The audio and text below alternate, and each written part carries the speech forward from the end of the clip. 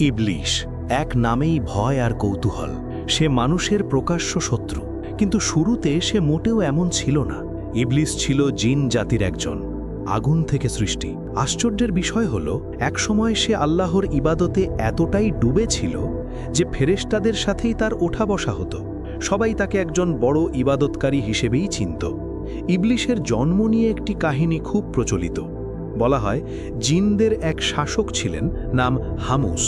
তার ছেলের নাম ছিল খবিস। খবিস ছিল দেখতে সিংহের মতো ভয়ঙ্কর আর ভীষণ রাগী। হামুসের মেয়ের নাম ছিল নীলবিস। তিনি দেখতে নেকড়ে বাঘের মতো আর স্বভাবেও ছিলেন কঠোর। এই আগুনের স্বভাবের দুই সত্তার মিলনেই জন্ম নেয় ইবলিশ। আগুন থেকে জন্ম হওয়ায় ইবলিশের ভেতরেও আগুনের মতো গুণ ছিল, চতুর, তীক্ষ্ণ বুদ্ধিমান আর খুবই অহংকারী। ইবলিশ যখন ছোট, তখনই বোঝা গিয়েছিল যে সে সাধারণ কেউ নয়। তার পিতা খবিস তাকে পড়াশোনার জন্য নিজের বন্ধু সারবুকের কাছে পাঠান। সারবুক ছিলেন অসম্ভব জ্ঞানী একজন শিক্ষক, হাজার হাজার বছর ধরে যিনি শিক্ষা দিয়ে আসছিলেন। ইবলিশ যা একবার শুনত সেটা আর কখনো ভুলত না। কঠিন জ্ঞানও সে মুহূর্তেই বুঝে নিত। এতে সারবুক ভীষণ অবাক হন।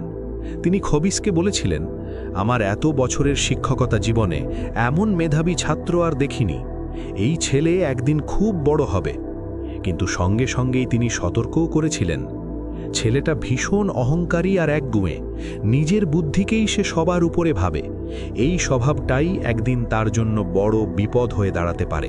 মানুষ সৃষ্টির আগের কথা। তখন পৃথিবীতে শুধু জিনদেরই রাজত্ব ছিল, কিন্তু তারা আল্লাহর অবাধ্য হয়ে পাপে ডুবে যায়। তখন আল্লাহ ফেরেশতাদের আদেশ দেন জিনদের শাস্তি দিতে।